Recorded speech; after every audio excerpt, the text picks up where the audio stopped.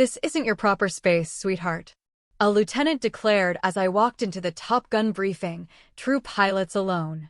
Admin staff stay outside. The rest jeered. Next, the instructor strode in, spotted me, and offered a salute. "Glad to see you return, Phoenix One." Their expressions turned pallid. You ever walk into a room just knowing you're about to be underestimated? What if, in that moment, some arrogant kid looks you dead in the eye and tells you, "Sweetheart, you're in the wrong place. Real pilots only."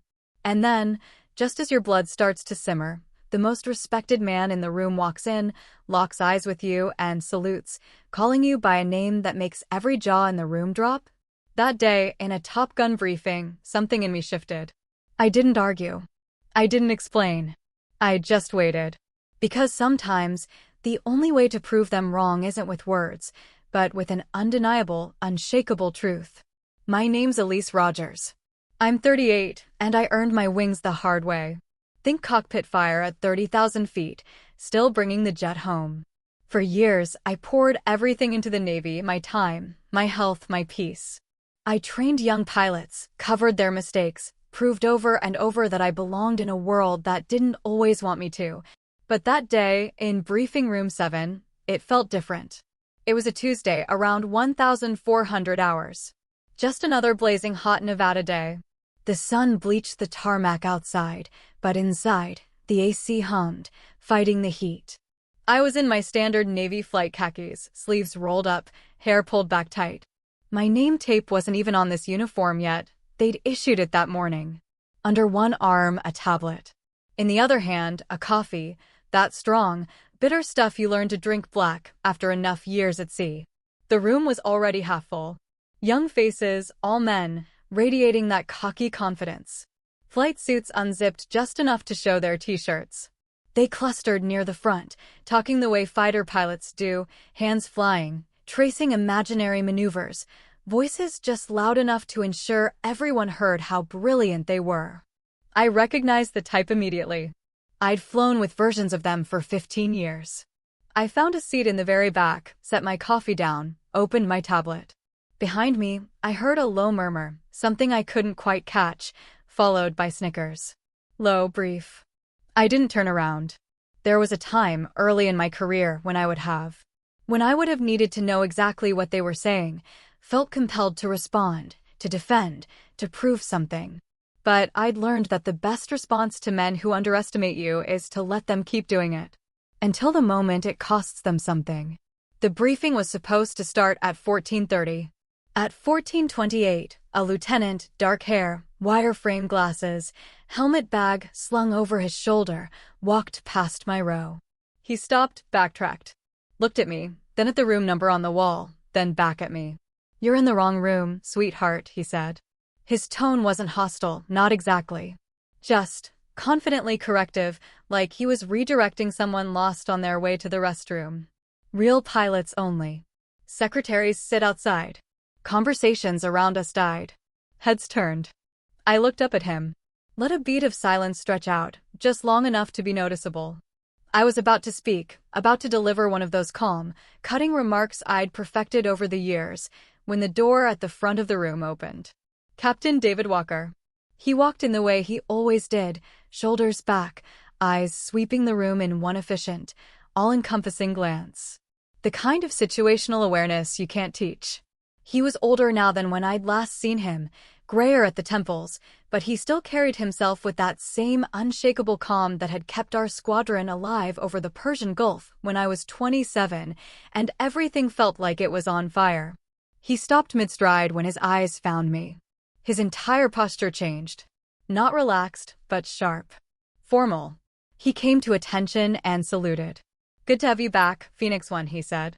His voice cut across the room like a blade. The silence that followed was the kind that has weight.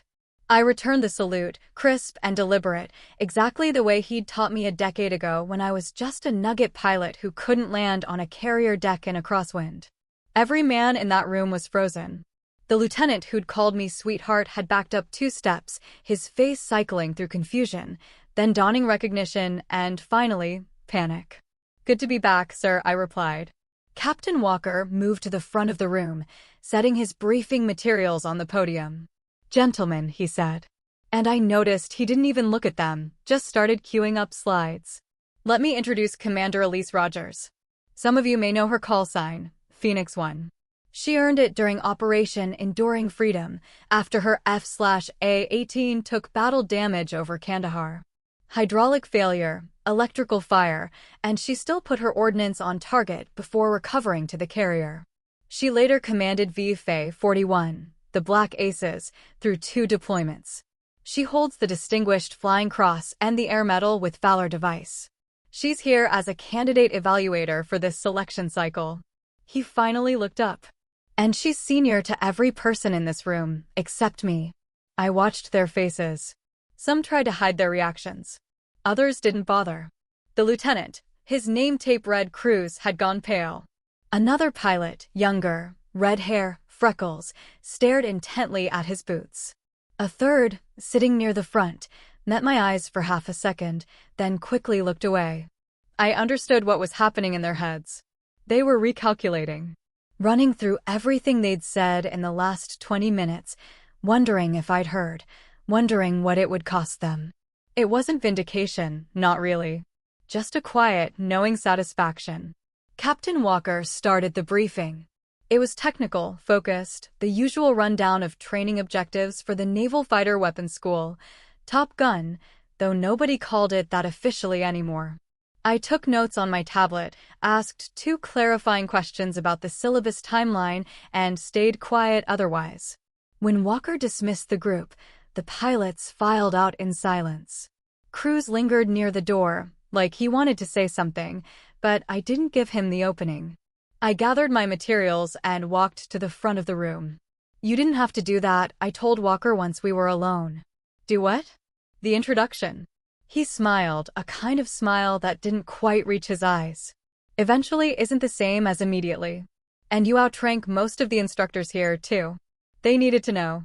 I don't need you to fight my battles, David. I'm not fighting your battles. I'm preventing a bunch of junior officers from ending their careers before they start." He closed his laptop and looked at me straight on. "You've been gone 3 years. Things haven't changed as much as they should have." I didn't argue. He was right.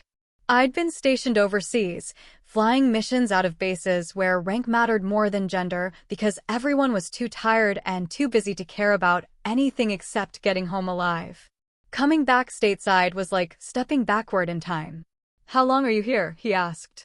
6 months, maybe longer, depending on the assignment after this. "You thinking about staying in past 20? "I don't know yet." I picked up my coffee cup, found it empty, set it back down. "Depends on whether I still like the job when I'm not dodging surface-to-air missiles." He laughed, a short bark of sound. "Fair enough. Listen, Rogers. I'm glad you're here. We need people like you in the schoolhouse. People who've actually done the job under fire." "You mean women?" I asked, a slight edge in my voice. "I mean pilots who know what the hell they're doing and can teach these kids how not to die." He paused. "But yeah, women too. It matters that they see you here, whether they know it yet or not." I left the building 20 minutes later and walked back across the base towards the bachelor officers' quarters. The sun was lower now, the air still hot but losing its edge. I passed the flight line. Rows of F divided by a -18S parked on the ramp, wings folded, canopies glinting. I'd spent half my adult life in airplanes like those, strapped into an ejection seat with a helmet on and the ocean 5 miles below. It was the only place I'd ever felt completely sure of myself, completely free of doubt. On the ground, everything was complicated.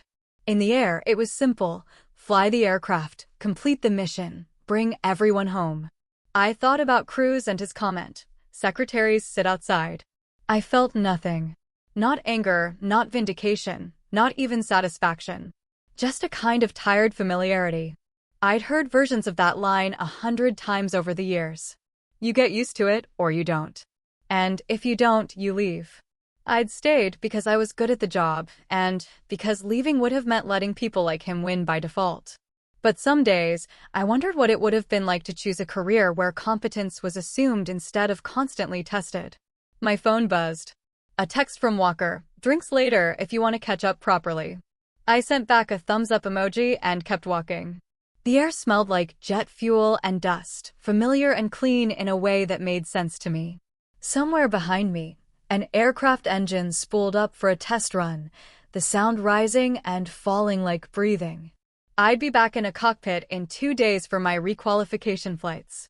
Until then, I had paperwork, briefs, and a room full of young pilots who were just beginning to understand that the person they'd underestimated was about to evaluate whether they were good enough to be here at all. I joined the Navy at 19 because I didn't know what else to do. My father, a Marine, told me the military would give me structure, purpose, and a way to pay for college. He was right about 2 of those 3 things. I enlisted as an aviation electronics technician and spent 2 years on a carrier, turning wrenches on radar systems, learning how aircraft actually worked from the inside out. I was good with my hands, good with circuits and schematics. I liked the work. But I spent those 2 years watching pilots walk past me on the flight deck, and something in me just wanted that. Wanted the freedom of it, the complexity, the way everyone looked at them differently. So, I applied to officer candidate school. Took me 2 tries. The first time, they said my test scores were fine, but they weren't sure I had the leadership presence they were looking for, which was code for something I didn't want to decode. The second time, I scored higher, ran faster, and made sure I was impossible to ignore. They accepted me. I was 21. Flight school was the hardest thing I'd ever done. Not because I wasn't capable, I was. But because I was always half a step behind in the informal knowledge, the unspoken rules, the camaraderie that formed naturally among the men in my class and seemed to require extra effort for me to access. I studied twice as long, flew every extra hop I could get, and kept my mouth shut when the jokes got uncomfortable. I earned my wings at 25 and got assigned to a fleet squadron, VFA 105, the Gunslingers, flying F/A-18 Hornets off the USS Harry S. Truman. My first cruise was terrifying and exhilarating in equal measure. I learned how to land on a carrier deck at night in bad weather, how to refuel from a tanker at 20,000 feet, how to put a bomb on target from a dive angle that made your vision gray at the edges. I also learned how to be the only woman in a ready room full of men who didn't quite know what to do with me. Some ignored me. Some went out of their way to help. A few made it clear they thought I didn't belong there and never would. I stopped caring which category anyone fell into and focused on being better than all of them. The call sign came during my second deployment. We were flying strikes into Afghanistan, close air support for troops in contact. The kind of missions where you're on station for hours, and then everything happens in 90 seconds. I took a hit from ground fire, small arms, a lucky shot that punctured a hydraulic line and started an electrical fire in the cockpit. Controls went sluggish, alarm screaming, smoke filling the space around me. I had ordnance still loaded, a target still marked, and a forward air controller on the radio telling me they needed that bomb right now or people were going to die. So I put it on target. Rolled in, pickled the GBU, pulled off, and flew the dying aircraft back to the carrier with one good hydraulic system and half my electrical panel dark. I trapped on the third wire, shut down the engine, and climbed out to find the deck crew staring at me like I'd grown a second head. The fire had burned through part of the cockpit paneling. The maintenance chief told me later that if I'd stayed airborne another 10 minutes, the flight control computer would have failed completely, and I'd have had to eject over the ocean. Captain Walker, who was my squadron commanding officer then, called me into his stateroom that night. He poured me a bourbon, technically against regulations underway, but no one was going to mention it, and said that was either the gutsiest or the stupidest thing I've ever seen. Both, sir, I told him, my voice still a little shaky. He laughed. Fair assessment. You know what a phoenix is? A bird that rises from fire? Yeah, that's you now. Phoenix 1. He raised his glass. Welcome to the fraternity, Rogers. The call sign stuck. Within a week, everyone on the ship knew the story, half of them exaggerated, but the core of it true. I became the pilot who'd flown a burning jet back to the boat and landed it like it was a routine day. The respect that followed wasn't universal, but it was real. People stopped questioning whether I could handle the job. They started asking me for advice instead. I made lieutenant commander at 32, got my own division to lead. At 35, I fleeted up to Command VFA 41, the Black Aces, one of the oldest and most decorated squadrons in the Navy. I took them through 2 deployments, one to the Western Pacific, one to the Persian Gulf, and brought everyone home alive both times. That's the metric that matters in naval aviation. Did everyone come back? Everything else is secondary. I earned the Distinguished Flying Cross for a mission over Yemen, leading a strike package through heavy anti-aircraft fire to take out a weapons cache that intelligence said was supplying insurgents. We took fire going in and coming out.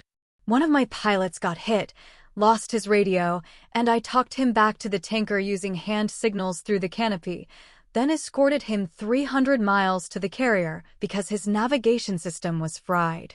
The Air Medal with Valor came from a different mission, a different war. Details I don't talk about much, because some of it is still classified, and some of it I just don't want to remember. Walker stayed in touch through all of it.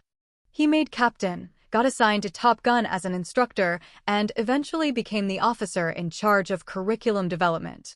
When my squadron command tour ended, and I was due for a new assignment, he called me and asked if I wanted to come to Fallon, teach the next generation, help shape the program. I said yes. Because I trusted him. Because I was tired of deploying. And because part of me wanted to see if I could still do the job without the adrenaline.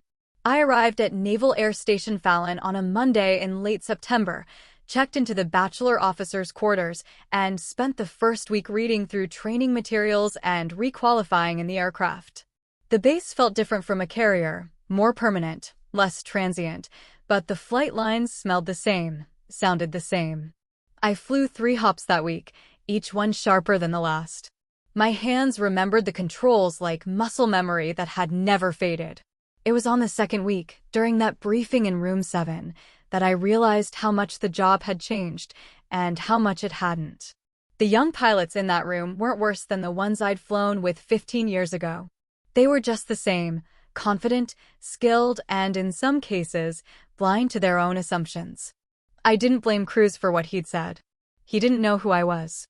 But I also didn't excuse it, because ignorance isn't the same thing as innocence. And at some point, you're responsible for what you don't know. That night, I met Walker for drinks at a bar off base, a quiet place with dim lighting and a jukebox playing old country music. We sat in a booth near the back and talked about the people we used to fly with, the ones who'd stayed in, the ones who'd gotten out, the ones who hadn't made it home. He told me about his kids, 2 daughters, both in college now. I told him about my mother, who'd remarried after my father died and moved to Arizona, where she sent me pictures of sunsets and asked when I was going to settle down. You ever think about getting out? Walker asked at one point. Every day, I said, and then I go flying and I forget why I wanted to leave. That's the trap, isn't it? Yeah. I finished my beer and set the bottle down. It is. The word spread faster than I expected. By the next morning, everyone on base seemed to know who I was. I walked into the operations building at 0700, and the senior chief at the desk stood up and greeted me by rank and name. In the hallway, a group of junior officers stepped aside to let me pass, one of them nodding with a tight, respectful expression. On the flight line, the crew chief working on my assigned aircraft, a broad-shouldered, gray-haired chief petty officer named Marcus Hale, saluted and said, "Honored to have you flying my bird, ma'am." I stopped, surprised. You know who I am? Everyone knows who you are, Commander. Phoenix 1. We read about you in the maintenance logs from Truman. That fire you brought back? We used that as a case study for damage assessment training. I didn't know what to say to that, so I just nodded and said, "Let's make sure this one doesn't catch fire." He grinned. "Roger that, ma'am." The pilots were harder to read. Some avoided me entirely, changing direction in the hallway or suddenly finding something fascinating to look at when I entered a room. Others made a point of introducing themselves, shaking my hand, welcoming me to the team with a formality that felt almost defensive, like they were trying to prove they weren't like the others. A few, mostly the older instructors, the ones who'd been around long enough to see the culture shift slowly over decades, treated me exactly the way they treated everyone else, which was the only reaction I actually wanted. Cruz, the lieutenant who told me secretaries sit outside, didn't approach me for 3 days. On the 4th day, I saw him in the hangar, inspecting his aircraft before a training flight. I was walking past with my helmet bag, heading to my own jet, and he caught sight of me and froze.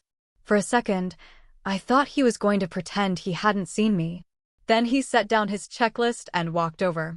"Commander Rogers," he said, his voice steady, but I could see the tension in his shoulders. "I owe you an apology." I stopped walking. "Go ahead." What I said in the briefing room was out of line.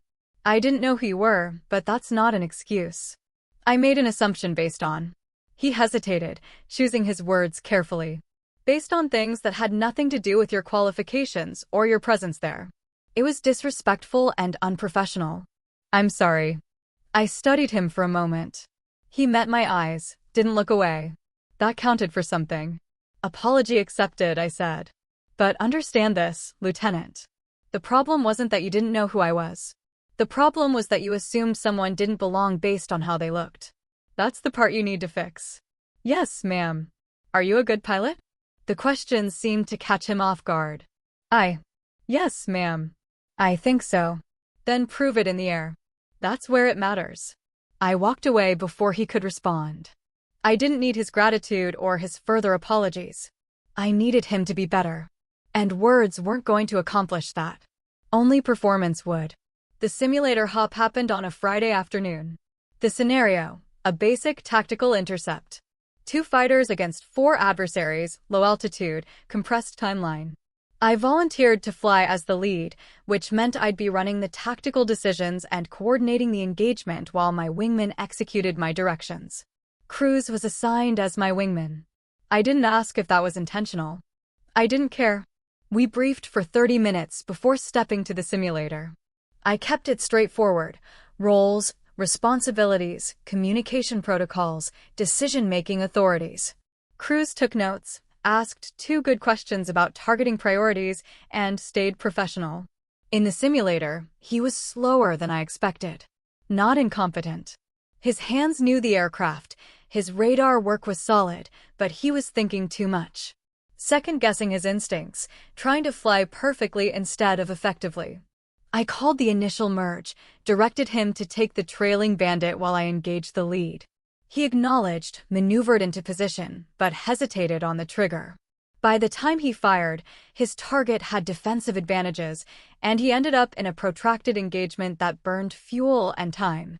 I took my target, switched to support him, and ended up killing his bandit for him because he'd lost the initiative. We reset, ran it again. Same result. 3rd time, I let him fail completely. Didn't bail him out, just watched his simulated aircraft get shot down while I handled the other 3 bandits alone. When we debriefed afterward, I kept my voice level and factual. "You're overthinking," I said. "You've got the skills, but you're not trusting them. You're flying like you're afraid to make a mistake."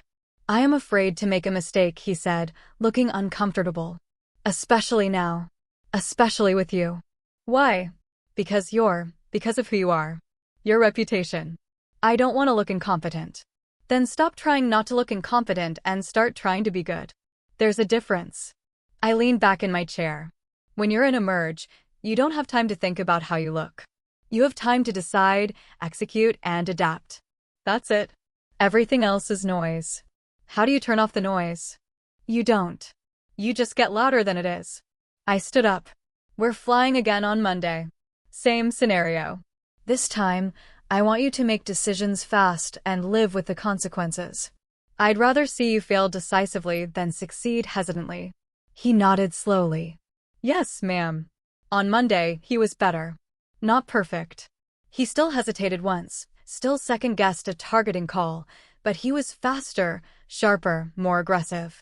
When I directed him to engage, he committed fully, drove his bandit defensive, and killed him clean. We won the scenario with fuel to spare. In the debrief, I told him he'd done well, pointed out 2 mistakes he needed to correct, and moved on. He looked relieved, like he'd been holding his breath for 3 days. After that, something shifted. Not just with Cruz, but with the other pilots in the training program. They started asking me questions, technical ones about weapons employment, tactical ones about decision-making under pressure. In the ready room, they stopped going quiet when I walked in. On the flight line, they treated me like what I was, an experienced pilot who'd done the job and lived to teach it. I didn't soften my feedback. I didn't lower my standards or make exceptions. When someone flew poorly, I told them. When someone made a dangerous decision, I explained why it would get them killed in combat. But I also recognized good work when I saw it, and I made a point of telling them when they'd done something right. Respect in aviation is earned through consistency, confidence, and fairness. You can't fake any of those things, and you can't demand them. You just have to be worth following. By the end of the second month, Cruz had improved significantly. He was flying with confidence, making decisions faster, and his tactical awareness had sharpened to the point where he was competitive with the top pilots in his class. In a brief after one particularly challenging sortie, he stayed behind after the others left. "Commander," he said, "I wanted to thank you for not giving up on me after the way I started." "I didn't do you any favors, Lieutenant. You did the work." "Still, it means something." He hesitated. "Can I ask you something?" "Go ahead." "How do you deal with it? The people who don't take you seriously? The ones who assume you're not as good because you're different?" I thought about that for a moment. "I don't deal with them," I said. "I outlast them. I outlie them. And eventually, they either figure it out or they wash out. Either way, it's not my problem to solve. It's theirs." He nodded, processing that. "That sounds lonely." "It is," I said. "But being good at something difficult is always lonely. That's not unique to me." I picked up my notes and headed for the door. Then I stopped and turned back. "Cruz, you asked how I deal with people who underestimate me. Here's the real answer. I stopped caring what they think and started caring whether I'm right. When you're in the cockpit, nobody's opinion matters except yours and your wingman's. Everything else is just static. Learn to tune it out." "Yes, ma'am," he said quietly. I left him there and walked back across the base. The sun was setting, painting the desert sky in shades of orange and red. Somewhere overhead, a pair of F divided by a -18S made their approach to the runway, their engines roaring in the distance. I watched them land one after the other, precise and controlled. It reminded me why I'd stayed in this job for so long. Not because it was easy, or because people always respected me, or because I never felt alone. But because when you're flying at 500 knots with a wingman beside you and a mission in front of you, none of that matters. You're just a pilot doing a job. And sometimes, that's enough. Lieutenant Erin Moore was the only other woman in the training cycle. She was an F/A-18 pilot from VFA 25, quiet and competent, the kind of officer who did her job well without needing recognition for it. We'd exchanged polite greetings in the hallway a few times, but hadn't really talked until one afternoon when she knocked on my office door and asked if I had a few minutes. "Of course," I said, gesturing to the chair across from my desk. "What's on your mind?" She sat down, looked at her hands for a moment, then met my eyes. "I wanted to ask your advice about how to handle something." "Go ahead." "There's an instructor here, I won't say who's been making comments. Nothing overtly hostile, just small things. Jokes about women pilots, suggestions that I'm only here because of diversity quotas, comments about my appearance when I'm in my flight suit. It's not constant, but it's enough that I'm always aware of it." I felt a familiar tightness in my chest. "Have you documented it?" "No. I don't know if I should. I don't want to be the woman who can't take a joke. I don't want to make it into a bigger thing than it is. More, listen to me. If someone is making you uncomfortable, that's already a big thing. You're not overreacting by acknowledging it. But what if I report it and nothing happens? Or worse, what if it makes me a target? I've seen how that goes. The woman who complains gets labeled difficult, emotional, unable to handle the culture." I wanted to tell her she was wrong. I wanted to promise her that if she reported it, the system would protect her, that the instructor would be held accountable, that it would all work out fairly. But I'd been in the Navy long enough to know that wasn't always true.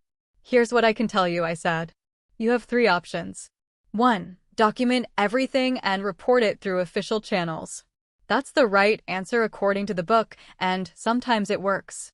2. Handle it directly. Confront the instructor. Tell him the behavior is unacceptable and make it clear that if it continues, you will report it. 3. Ignore it and focus on flying better than everyone else, which is what I did for most of my career. Which one do you recommend? She asked, her voice small. Honestly, I don't know anymore. I used to think option 3 was the only viable choice. Now, I'm not sure that was right. I survived, but I shouldn't have had to survive. None of you should. She nodded slowly.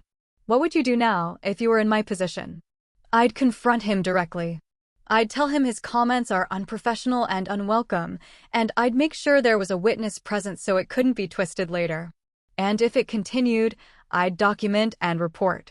But that's me, at this point in my career, with this rank and this reputation. You have to make the choice that you can live with. Thank you, ma'am, she said quietly. She left, and I sat there staring at my desk, feeling the weight of a conversation I'd had versions of a dozen times over the years. The advice I'd given her was sound, but it also felt insufficient. The fact that she had to calculate the risk of reporting harassment, had to weigh her career against her dignity, was an indictment of a system that claimed to value integrity above all else. 2 weeks later, I heard through Walker that Moore had confronted the instructor and the behavior had stopped. I didn't ask for details. I was just glad she'd found a path forward that worked for her. In December, we flew a large force exercise, 8 aircraft, multiple target sets, complex threat environments. I led one of the divisions, with Cruz as my wingman and 2 other pilots rounding out the flight. The brief took 90 minutes, covering everything from tanker procedures to communications protocols to abort criteria. By the time we stepped to the aircraft, everyone knew their role. The mission went better than I expected. Cruz flew solid wing, stayed in position, executed every directive without hesitation. When we hit the target area and the simulated surface-to-air threats activated, he kept his composure, employed countermeasures correctly, and stayed offensive. We put all our ordnance on target, egressed clean, and recovered to base with no issues. In the debrief, I highlighted his performance as an example of disciplined execution under pressure. Afterward, as we were walking back to the operations building, he said, "Commander, can I ask you something?" "Sure. When you were flying combat, real combat, not training, were you ever scared?" I stopped walking and looked at him. "Every single time. But you didn't show it. Showing it doesn't help anyone. But yeah, I was scared. Fear is not the problem. The problem is letting it make your decisions for you." He thought about that. "How do you keep it from taking over?" "You focus on the task. You trust your training. And you remember that your wingman is depending on you to do your job the same way you're depending on them. That's bigger than fear." "Did you ever lose anyone? Someone you were flying with?" I didn't answer right away. The question had weight, and I wanted to give it the respect it deserved. "Yes," I said finally. "Twice. Both times in combat. Both times there was nothing I could have done differently. That doesn't make it easier, but it's the truth." "Do you still think about them?" "Every day." We walked the rest of the way in silence.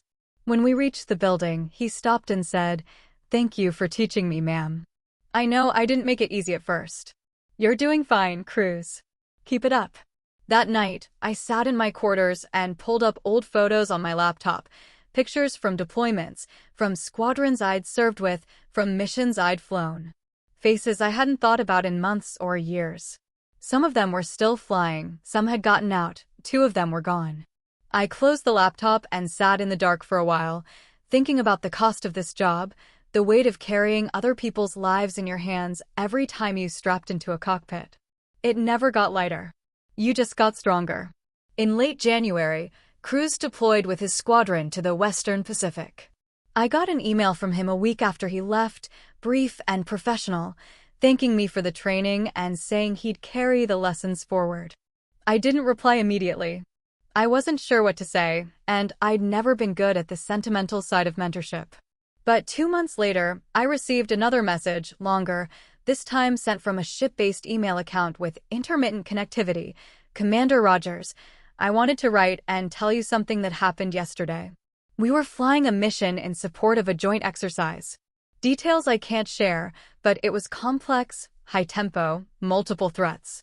At one point, my flight lead got task-saturated, started making decisions too slowly, and I had to step up and take tactical control of our section. I remembered what you told me, make decisions fast and live with the consequences. So I did. I called the shot, repositioned our element, and we completed the objective without incident. Afterward, my flight lead thanked me, said I'd kept him from making a mistake that could have compromised the mission. And I realized that I'd finally stopped flying scared. I was flying like you taught me. Trusting my training, trusting my instincts, focusing on the task instead of worrying about how I looked doing it. I know I gave you every reason not to invest time in me after what I said at that first briefing, but you did anyway. And it made the difference between me being an adequate pilot and being a good one. So, thank you. Not just for the tactical instruction, but for showing me what it actually means to be professional. Respectfully, James Vector Cruz. I read the email 3 times. Then I saved it in a folder and closed my laptop. I didn't reply. There wasn't anything I needed to say that he didn't already understand. He'd done the work. He'd become the pilot he was capable of being. That was the only response that mattered. But I thought about that email for days afterward. Thought about the fact that he'd signed it respectfully. Thought about the call sign he'd earned, Vector. Thought about the moment when he'd stepped up and taken control because someone needed him to. That was what this job was supposed to produce. Pilots who could make hard decisions under pressure and live with the consequences. Not perfect people, just competent ones who understood the stakes. Walker asked me one afternoon if I'd heard from any of the students after they deployed. I mentioned Cruz's email without going into detail. That's the part of this job people don't talk about, Walker said. You spend months teaching them, then they leave, and you never really know if it mattered until you get a message like that. Does it make up for the rest of it? I asked. The politics, the bureaucracy, the people who still think we don't belong here? I don't know. Does it for you? I thought about that. Ask me in 10 years. He laughed. Fair enough. In March, I received orders for my next assignment, a staff position at the Pentagon, working on aviation readiness and training policy. It was the kind of job that meant long hours, no flying, and influence over programs that affected thousands of pilots I'd never meet. It was also the kind of job that signaled the Navy was taking me seriously as a senior officer, that they saw me as someone worth investing in for higher leadership roles. I wasn't sure how I felt about it. Part of me wanted to stay at Fallon, keep teaching, keep flying. Part of me was ready for something different, something that didn't involve strapping into an ejection seat and trusting my life to a machine. I called my mother and told her about the orders. She was thrilled. She'd always worried about me flying, had spent years picturing worst-case scenarios every time I deployed.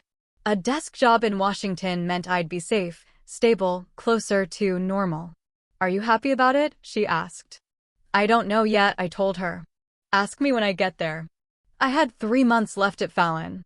I spent them the way I'd spent the previous 6, teaching, flying, mentoring the next group of pilots who came through the program.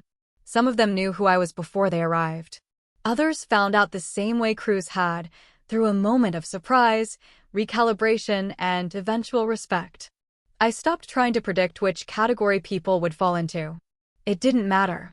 What mattered was whether they could fly, whether they could lead, whether they could handle the job when it stopped being theoretical and started being real. On my last day, Walker took me to lunch off base, the same bar where we'd had drinks 6 months earlier.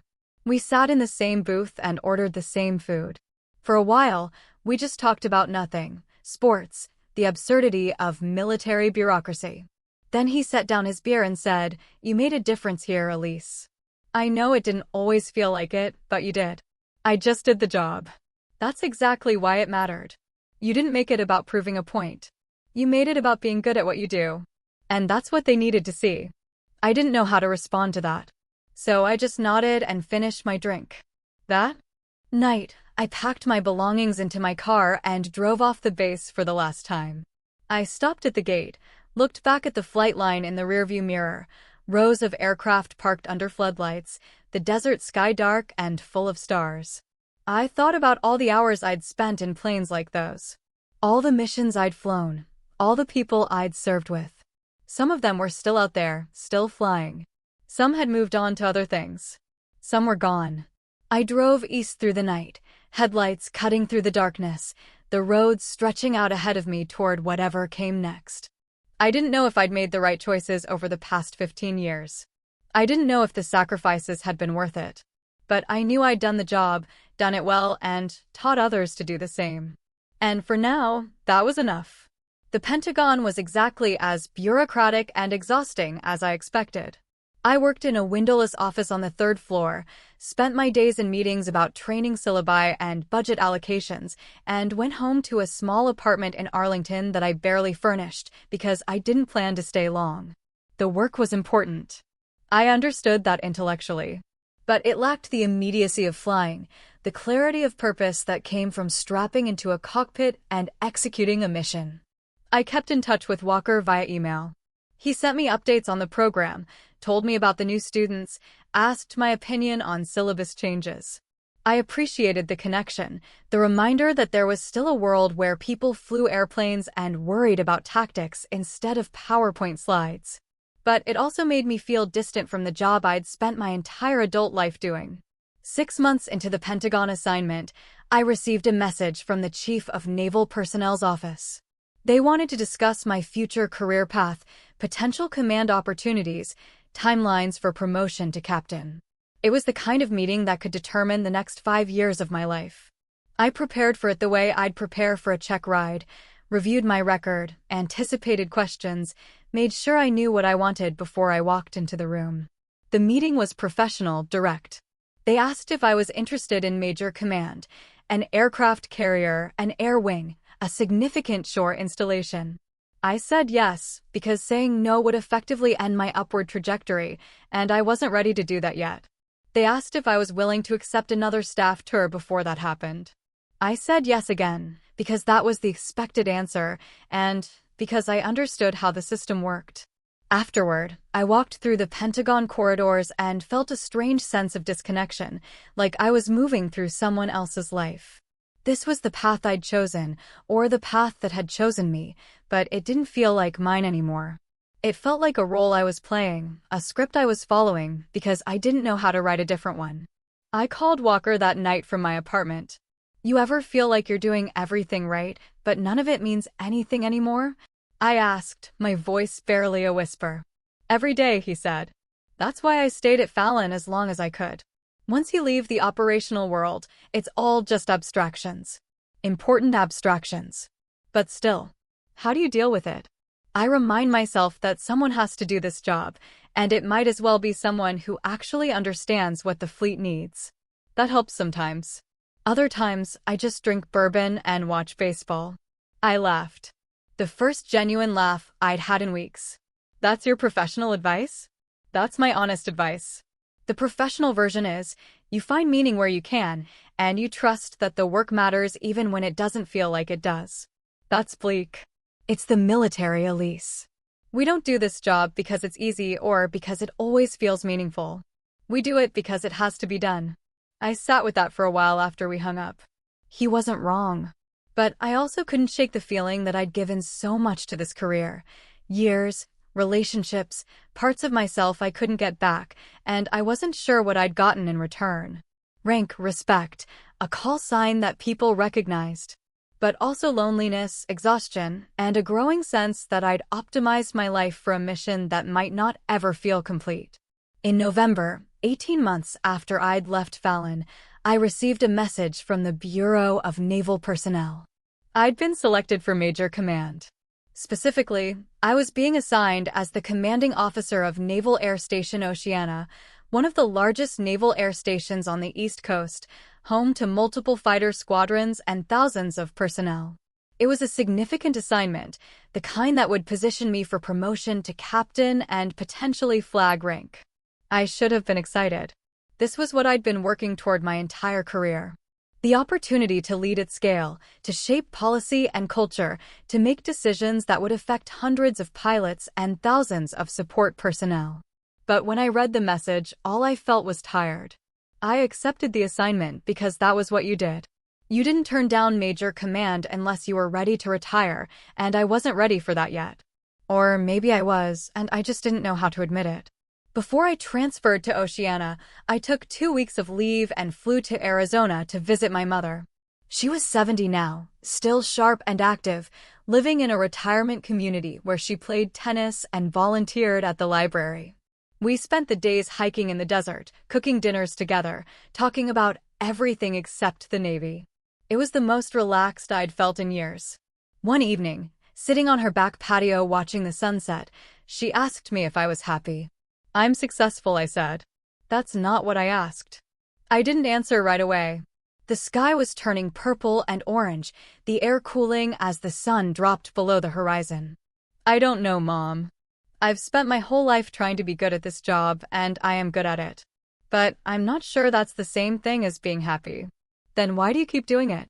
"Because it's what I know. Because I've invested too much to walk away now. Because I don't know who I am if I'm not doing this." She was quiet for a long moment. Then she said, "Your father used to say something similar. He loved the Marines, gave them everything he had, but at the end he wished he'd spent more time with us. Wished he'd made different choices. I don't want that for you, Elise. I want you to have a life outside of all this." "I have a life." "Do you? Or do you have a career that takes up all the space where a life should be?" I didn't have an answer to that. We sat in silence and watched the stars come out. And I thought about all the things I'd sacrificed without really choosing to: relationships, stability, the possibility of something beyond the Navy. I told myself it was worth it, that the mission mattered more than personal comfort. But sitting there with my mother, I wasn't sure anymore. I took command of Naval Air Station Oceania in January, 2 years after I'd left Fallon. The change of command ceremony was formal and precise. Speeches, salutes, the passing of the organizational flag from the outgoing commander to me. I stood in front of hundreds of personnel and swore to execute the duties of my office to the best of my ability, to lead with integrity and confidence, to uphold the standards of the United States Navy. Afterward, people congratulated me, shook my hand, welcomed me to the team. I smiled and thanked them and tried to feel something other than the weight of responsibility settling onto my shoulders. The job was consuming. I worked 12-hour days, sometimes longer, managing operations, personnel issues, budgets, maintenance schedules, community relations.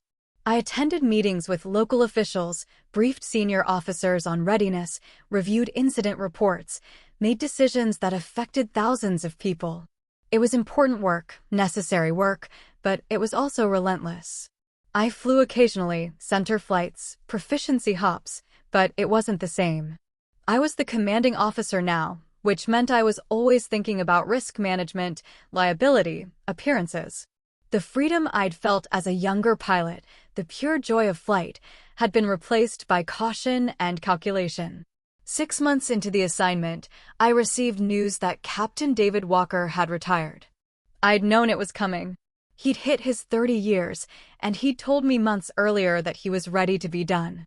But seeing the official message still hit me harder than I expected. He'd been a constant presence in my career, a mentor and friend who'd understood this life in a way few others did.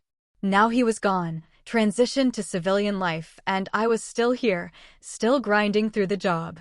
I sent him an email congratulating him and asking what his plans were. He replied a week later. He'd taken a job as a flight instructor at a civilian aviation school in Colorado, teaching people to fly small aircraft for fun. The message was brief, but I could sense the contentment in it, the relief of stepping away from the bureaucracy and getting back to the simple act of flying. I was happy for him. I was also envious, in a way I didn't want to examine too closely. The email came on a Tuesday in September, almost 3 years after I'd left Fallon. The subject line read, "Request for guest lecture, Top Gun." I opened it, curious. "Commander Rogers, we're hosting a leadership symposium at the Naval Fighter Weapons School next month, and we'd like to invite you as a guest speaker. The topic is leading in high-performance environments, and we're specifically looking for senior officers who can speak to the challenges of balancing technical excellence with leadership responsibilities. We'd be honored if you'd consider participating. The event is October 15th, and we'd cover all travel expenses. Please let me know if you're available. Respectfully, Captain Sarah Chin, Commanding Officer, Naval Fighter Weapons School. I stared at the email for a long time. Fallon. The place where I'd spent 6 months teaching, mentoring, rediscovering what I loved about this job. The place where I'd felt like I was making a tangible difference instead of shuffling paperwork and managing bureaucracy. I accepted the invitation. I arrived at Fallon on a Thursday afternoon, 2 days before the symposium. The base looked the same. Flat desert landscape, rows of aircraft on the flight line, the mountains in the distance. I checked into the bachelor officers' quarters and spent the evening walking around, remembering what it had felt like to be here, to have a clear purpose every day. The next morning, I visited the operations building. Some of the staff recognized me, greeted me warmly. Others were new, didn't know who I was, treated me with polite formality. I ran into Chief Marcus Hale on the flight line, and his face lit up when he saw me.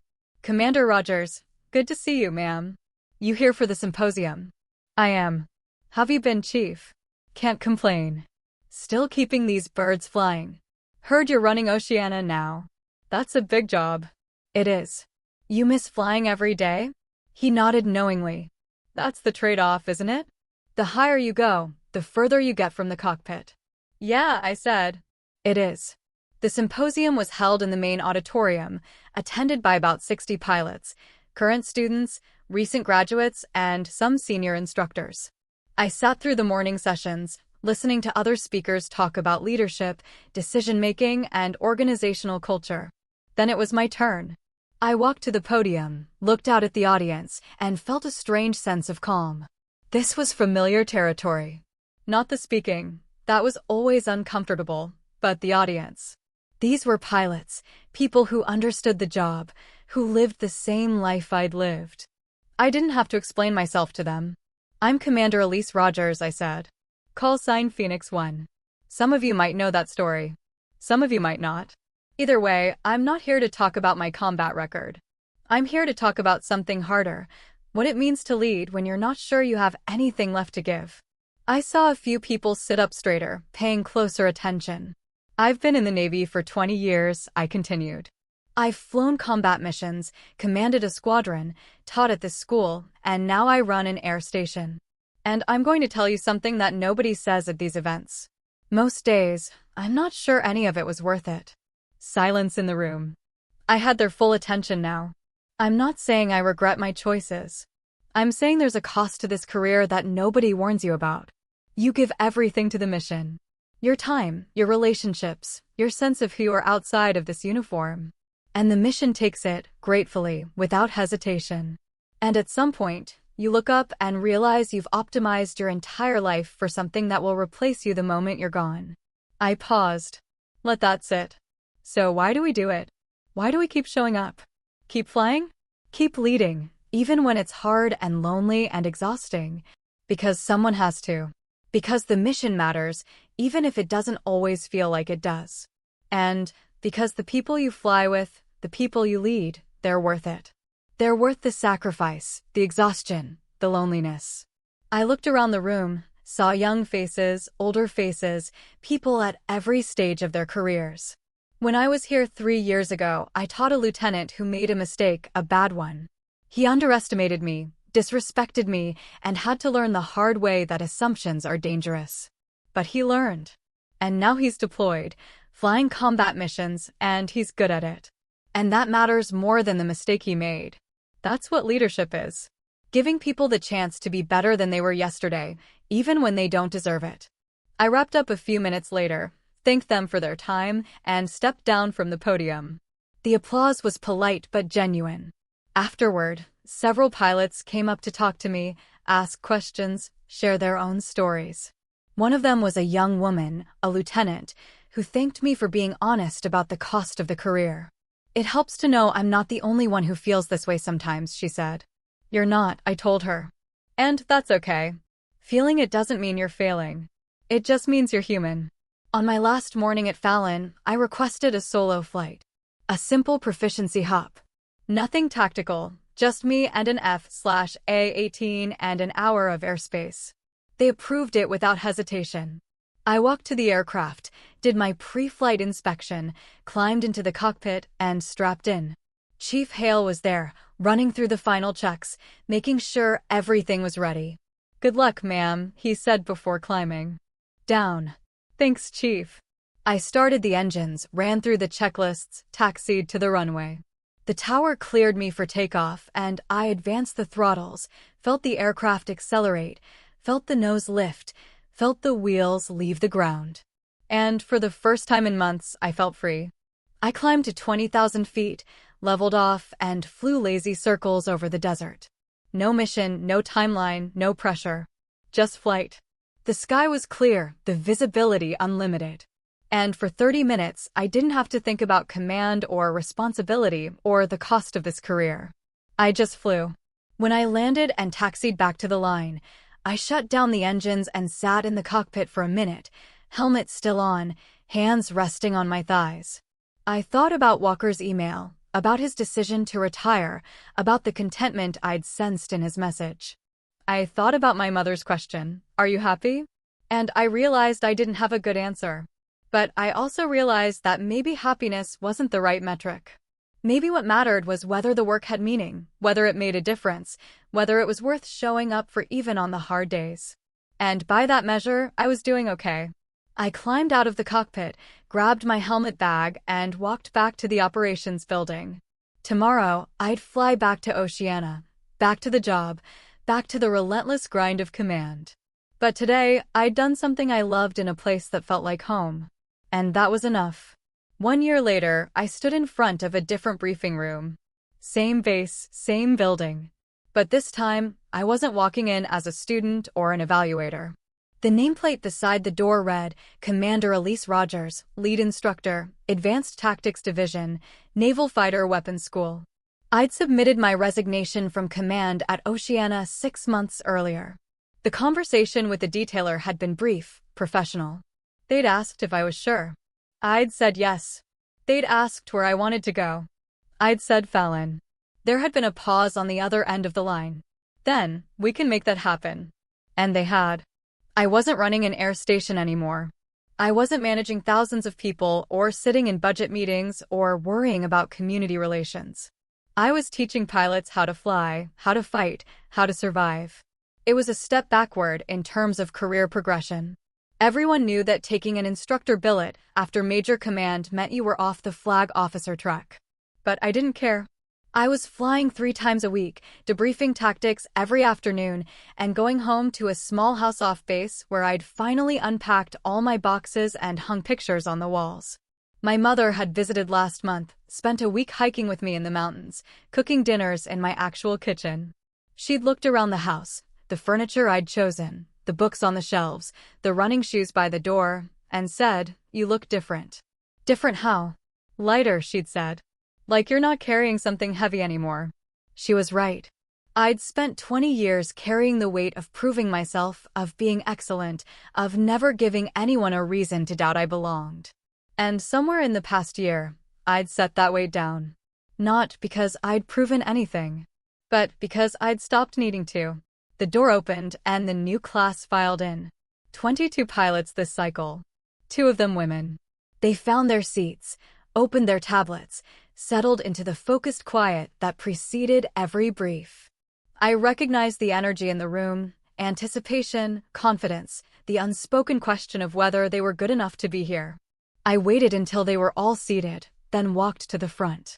No introduction necessary. By now, most of them knew who I was before they arrived. Not from that first briefing 3 years ago. That story had faded into squadron lore, embellished and distorted. But from their own research, their own instructors, the reputation I'd built over 2 decades of flying.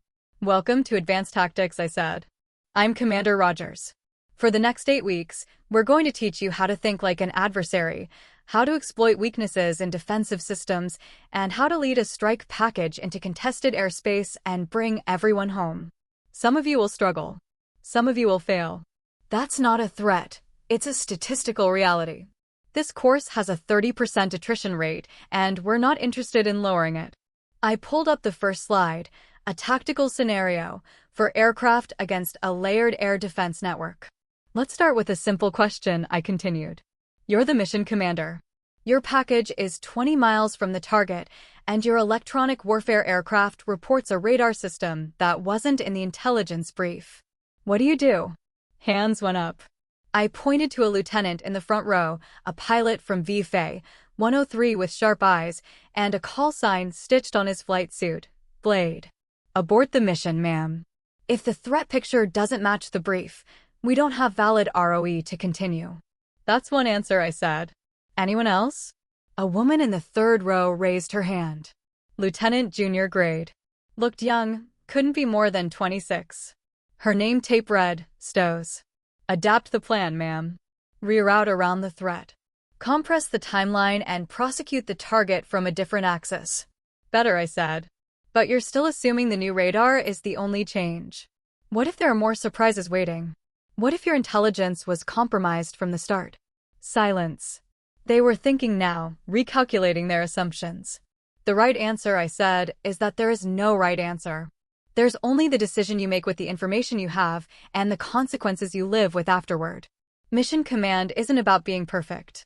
It's about being decisive when perfect isn't an option.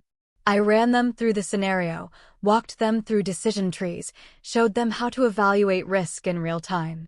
By the end of the hour, some looked energized, others looked overwhelmed. That was fine. They'd figure it out or they wouldn't. After the brief, Stows approached me. Ma'am, can I ask you something? Go ahead.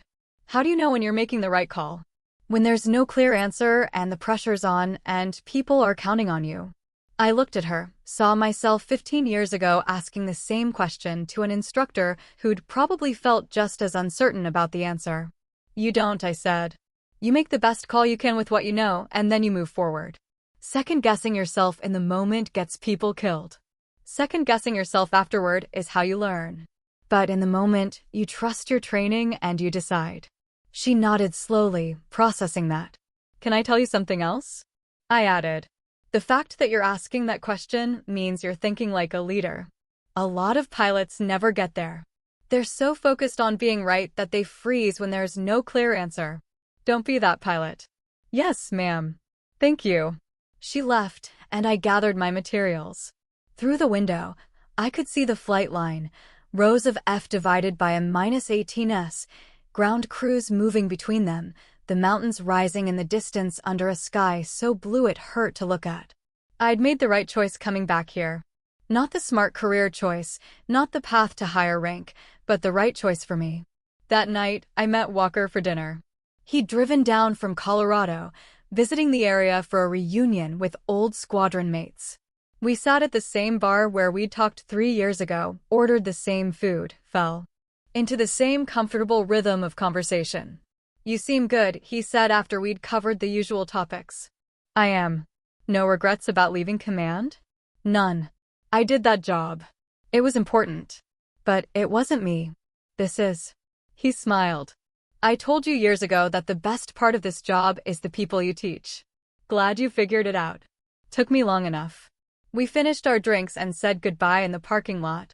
He'd head back to Colorado in the morning, back to his civilian life, his simple job teaching people to fly for fun. I'd head back to base, back to the simulators and briefs and flight line. Different paths, same underlying truth. We'd both found a way to keep doing what we loved without letting it consume us. I drove home through the desert night, windows down, cool air rushing through the car.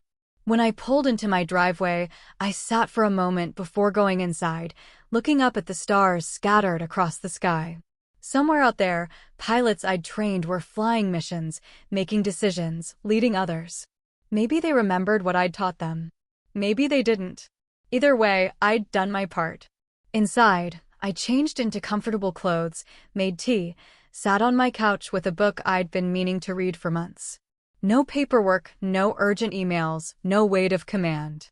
Just a quiet evening in a house that finally felt like home. They used to say, real pilots only. Turns out, that's exactly what I was, and I didn't need anyone else's validation to know it anymore. So, tell me, have you ever found your true calling in the most unexpected way, even if it meant stepping off the path everyone expected you to take? Or maybe, like me, you had to fight for your place in a world that wasn't built for you? Let me know in the comments below. I'd really love to hear your story.